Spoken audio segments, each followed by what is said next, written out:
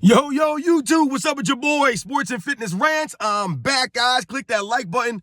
Subscribe to my channel. What's up, y'all? Welcome back, guys. Welcome back.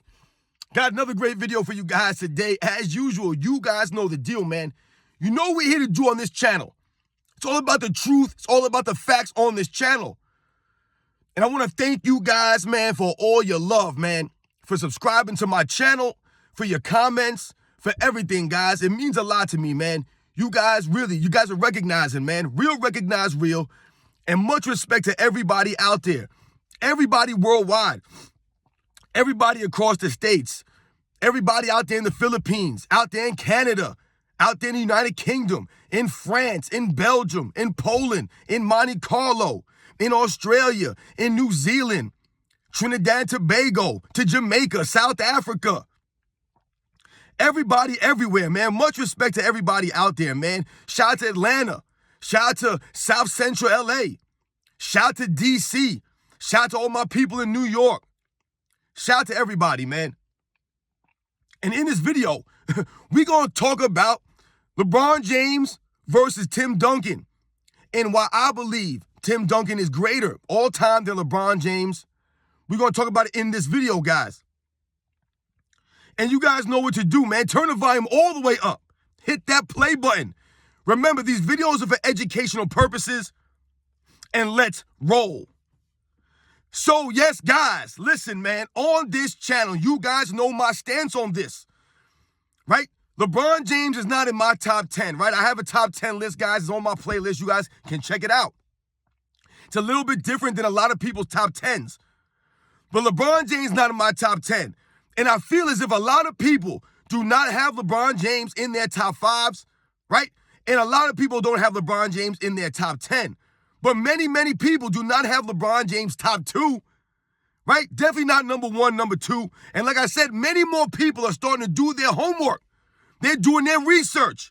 They're watching the video footage, man, right? And they see LeBron James being exposed. And they are dropping this man out of their list. They're starting to wake up and smell the coffee, so to speak. And more people are coming out. You see it out there. People talking, people making videos. LeBron James not top 5. LeBron James not top 10. People are starting to realize this stuff. Because this man, LeBron James, right? He does not respect the game, and he's losing respect. Right? I tell you guys, it's about the respect for LeBron James that he's lacking, which is why he's asking us for respect. He's demanding it. Now, when I tell you guys on this channel and we laugh about the comparisons between Michael Jordan and LeBron James, what am I always telling you guys? I'm always saying that the reason why we laugh, or one of the reasons why we laugh, is because LeBron James is nowhere close to Michael Jordan. And why is he not close to Michael Jordan?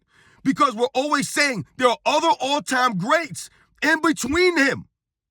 He hasn't jumped over these guys yet, right? We always say that. He hasn't jumped over Larry Bird. He has not.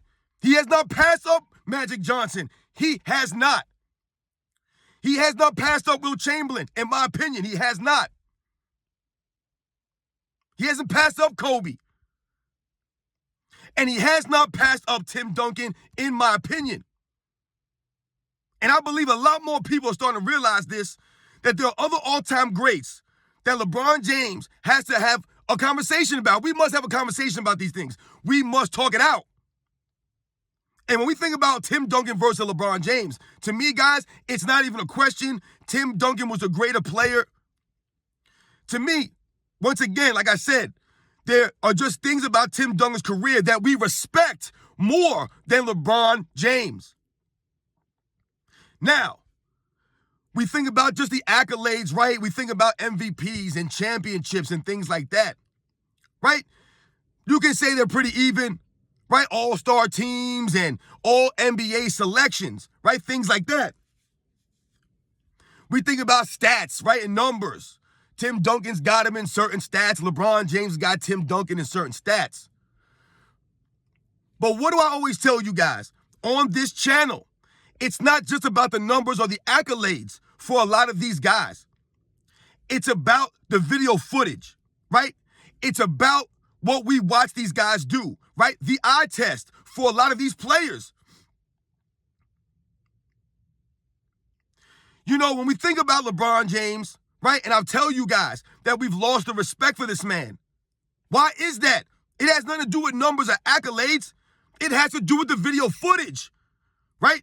It has to do with the decisions he's made throughout his career that we do not respect, right? We don't respect the flopping around, the standing around on defense, right? We don't really respect his longevity.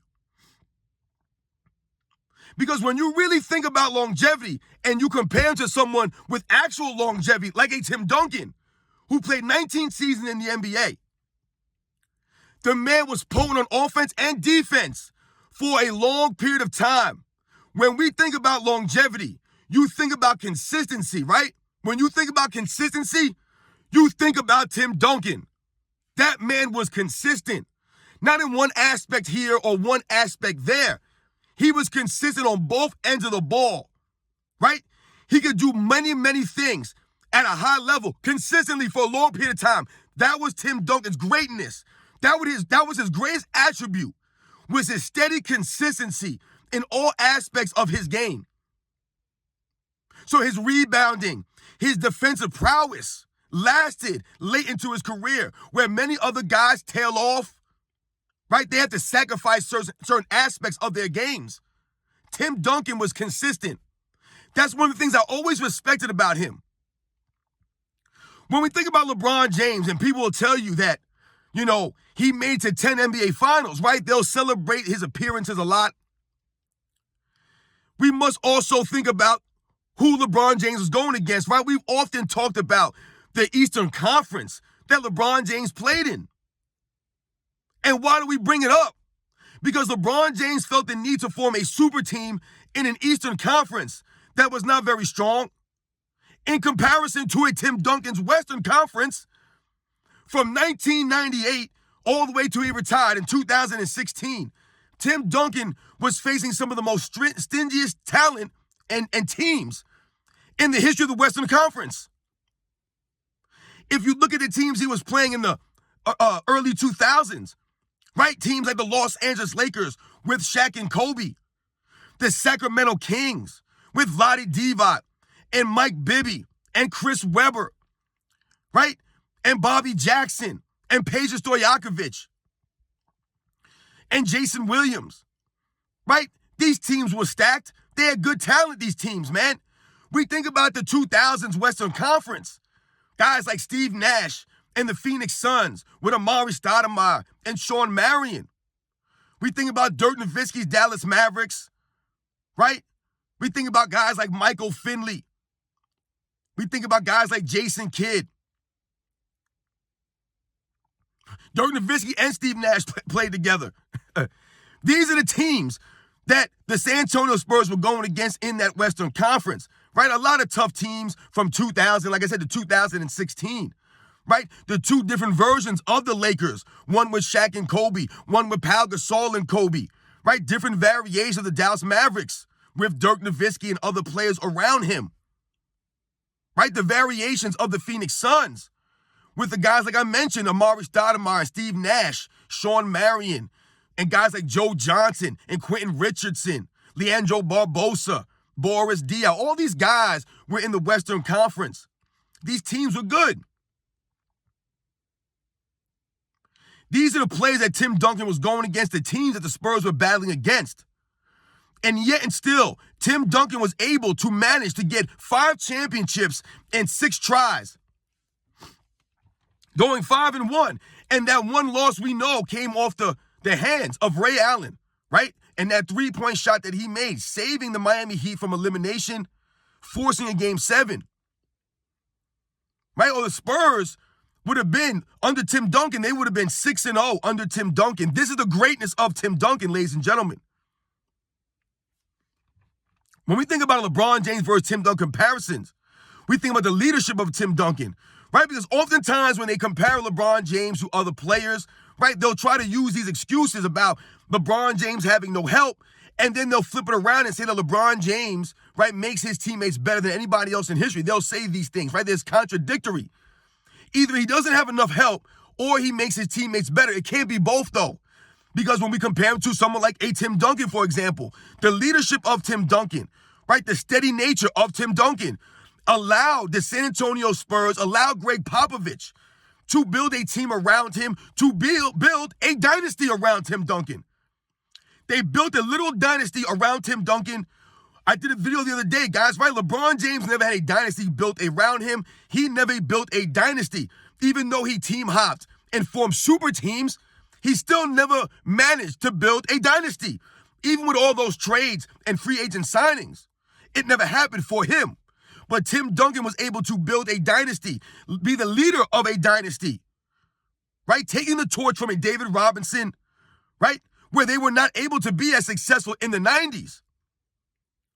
And then, taking what David Robinson had shown him those first couple of years, winning a title early on, and then continuing that dynasty all the way until 2007, right? And then they would be silent for a couple of years there, and then they would emerge again, losing in 2013, and then coming back and winning again. One more time, Tim Duncan, in 2014. But it was always Tim Duncan, the steady nature of Tim Duncan, the consistent greatness of Tim Duncan. Defensively, LeBron James can't shine Tim Duncan's shoes. Once again, when we think about consistency, was Tim Duncan a spectacular defensive player? No. Maybe his defensive peak wasn't as great as some of the other all-time great defensive players, of a Hakeem Olajuwon, a Bill Russell, right? Some of these other guys that he was competing against, right, in that era, right? Because you can argue that Tim Duncan, right, should have won Defensive Player of the Year. You can argue in NBA's history, right? I'm talking about since they started counting the award, because we know Bill Russell should have Defensive Player of the Year awards. They didn't keep that accolade back then. But since they've been doing that, you can argue that in NBA's history, Tim Duncan might be the most deserving player of a Defensive Player of the Year award for someone who did not win one. To have all those defensive team selections, right? What does he have? 8 or 9 first-team defensive selections. I think he has 15 in total, the most in NBA's history. To never win a Defensive Player of the Year award, right, doesn't take away from his defensive greatness or his defensive prowess. What it highlights is other great defensive players of his era, guys like Ben Wallace, Dikembe Mutombo, guys like Marcus Camby, Dwight Howard, Metta World Peace, right? These are some of the guys that were winning these awards. But what Tim Duncan had above those other guys is the consistent greatness of his defense. Where those other guys fell off, right, at certain points in their career, Tim Duncan was steady from the beginning to the end. LeBron James cannot touch that. LeBron James has been playing for 21 seasons now, right? Going into his 21st season. Has made 6 defensive teams. And we've talked about how questionable those are. Look at LeBron James' defense over the last, 6, 7, 8, 9 years? I tell you guys, he's been standing around, picking and choosing, right? Resting himself, hands on his hips, standing around. Tim Duncan wasn't standing around. Once again, guys, this all comes back to the respect factor for a Tim Duncan versus a LeBron James. Tim Duncan is highly more respected than a LeBron James by true NBA fans, guys. Real NBA fans appreciate Tim Duncan's greatness more than LeBron James. The way that Tim Duncan conducted himself, the way he went about his business, right? He wasn't a rah-rah, yell-in-your-face kind of guy. Right? I've told you, he led by example. His steadiness, right? That's what these guys followed. The Manu Ginobili's, the Tony Parkers, right? Robert Horry, Steve Kerr, Steven Jackson, right? These different guys that played for different variations of the Spurs over the years. Steve Smith. You guys know some of these guys, man. Boris Diaw, I mentioned him earlier, he played for the Spurs. Right? Learning from David Robinson. When we think about LeBron James, right, and people will say that he had no help all the time, right? When we think about the comparisons and you compare him to a Tim Duncan, similar to a Michael Jordan, it was the steadiness of these guys, right? Staying 10 toes down on their franchise, allowing their teammates to help them, right? Tim Duncan being coachable, right? We always talk about that, the coachability of some of these guys, like a Michael Jordan, like a Tim Duncan, allowing Greg Popovich to be great, to implement a certain style of play, and Tim Duncan having no problem following Greg Popovich, right? And being his right hand, his extension of the coach, leading these guys, showing them the way. All these guys can look at Tim Duncan and be like, yo, listen, man, if Tim Duncan is doing this, I'm going to do it. That was the respect that he earned out there, Tim Duncan, to this day. Yeah, a lot of people don't talk about Tim Duncan anymore because of his demeanor on the court. His game wasn't flashy or fancy per se, right? The big fundamental. That was Tim Duncan's greatness. His game spoke for himself. The winning spoke for itself. Right, guys? It's about the winning. Tim Duncan is one of the greatest winners in NBA's history. LeBron James is not as great as a winner as Tim Duncan. And part of that is due to the leadership of a Tim Duncan. The steady nature always being there. I believe he played 82 games, I think 3 times in his career. But I believe the least amount of games he ever played was like 65 games in a regular season. He was steady, Tim Duncan, even late in his career. They built a dynasty around this man. Once again, in a very competitive Western Conference. Very competitive. Right? Going against the young Portland Trailblazer, Brandon Roy, LaMarcus Aldridge. Right? These kinds of guys. Right? Going against that version of the Portland Trailblazers I was talking to you guys about the other day.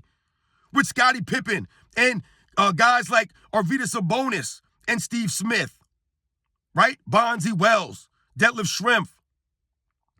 Told you, going against those Sacramento Kings teams. Going against those Lakers teams. Right? Going against that stacked Lakers team. Right? Of Karl Malone and Gary Payton. Kobe and Shaq. You guys remember Derek Fisher hitting that shot. That was right after Tim Duncan hit that shot. Right? In that Western Conference final.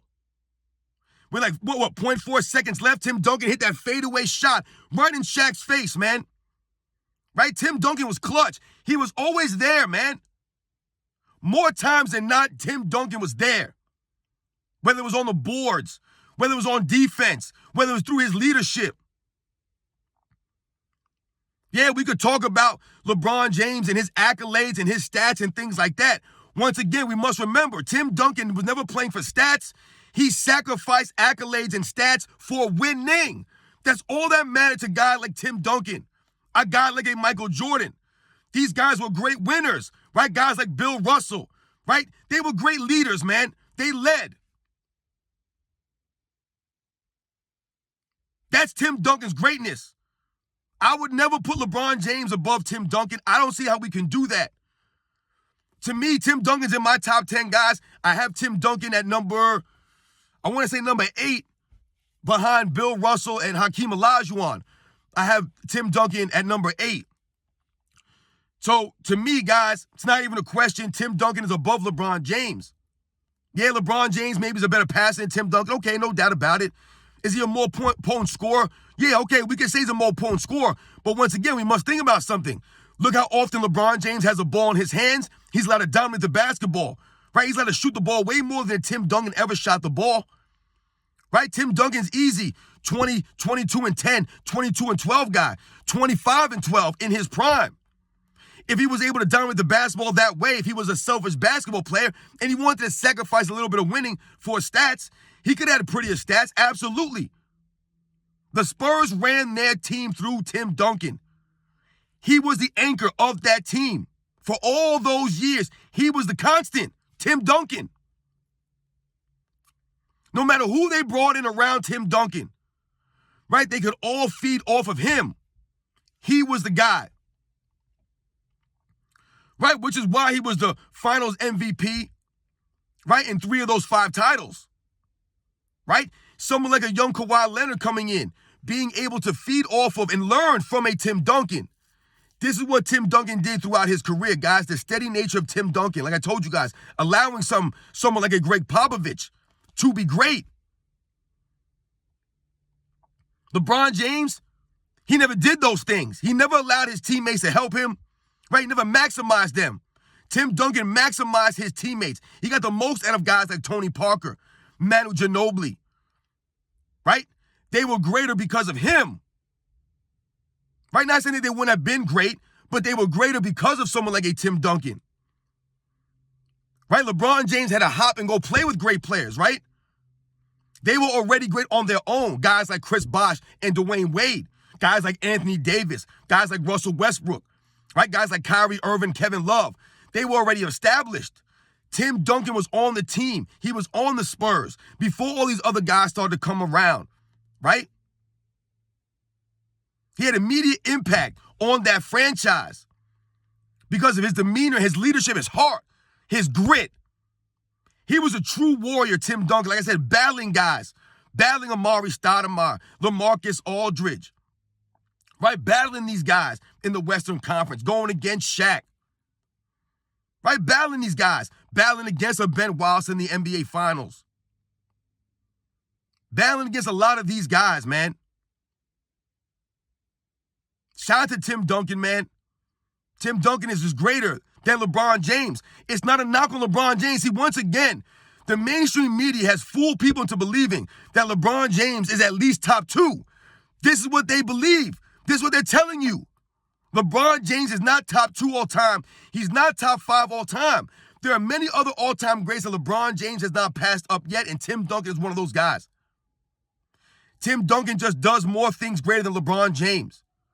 Right? He's more fundamentally sound. The defense is not even close. He's a greater rebounder. He's a greater leader. He's a greater competitor. He's greater in the clutch. That's Tim Duncan. LeBron James literally only does passing better than Tim Duncan. I'm not putting the scoring. Yeah, you can say he's a better scorer than Tim Duncan, but the impact, we're talking about the impact. A lot of LeBron James' scoring is not impactful, which is why he's never been consistent in his career. Tim Duncan is more impactful than LeBron James has ever been. He galvanizes people, man. He brings people together. LeBron James does not do that. He's never done that. You guys know the deal, man. I don't know. Maybe I'm crazy. But I'll never put LeBron James above Tim Duncan. I can't do it. I can't do it, man. It's back to the respect for us, guys. It's about the respect. I respect Tim Duncan, what he accomplished, the way that he accomplished it, and the era he accomplished it in. That 2000s Western Conference? From 2000 to 2014, 2015, 16, that Western Conference is crazy. Tim Duncan was going against guys, like I said, Shaq and Kobe Lakers, all the way to the end when he's going against the Golden State Warriors with Steph Curry. That was the Western Conference. Like I said, all those teams in between, right? The Steve Nash Suns, the Dirk Nowitzki Mavs, right? The Sacramento Kings, those Lakers, Kobe's Lakers with Pau Gasol, the Oklahoma City Thunder with Kevin Durant, right? The Baby Thunder. This is the Western Conference. He was even battling against Karl Malone and John Stockton, right in those early 2000s on the Utah Jazz. Like I said, going against those Portland Trailblazers with Brandon Roy, LaMarcus Aldridge. Right? Going against the Memphis Grizzlies with Zach Randolph, right? And Marc Gasol, Pau Gasol back in them days. Right? You guys remember the grit and grind Grizzlies with Tony Allen and Mike Conley? Those guys were good, man. They had a tough team.